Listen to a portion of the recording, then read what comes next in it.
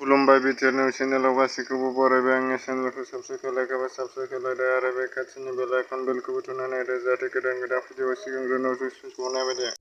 पुलिसनि आखाइनिफ्राय खारखोमानो नाजानायावनो अबायाकुशिजागानि गुबै दायनिगिरि फरिजुल रहमान 22 बोसोर बैसोनि गुलि गावजादों। दायनिगिरिखौ फाहामथायनि थाखाय बरपेटा फखरुद्दिन आली आहमेद मेडिकेल कलेजाव थिसनदों होननानै पुलिसनि सुलुङाव फोरमायदों। थांनाय 7 आरो 14 खालाराव बिटिआर रेकर्ड आरो बारग'इन्डिबि बिथांमोननि इम'सेमेसननि थाखाय सावरायलायनाय थिरेन हानजाखौ जेबो फोरमान हरै एबा लिंहरैखौ लानानै थिरेन हानजाया दुखु मोननाय फोरमायदों।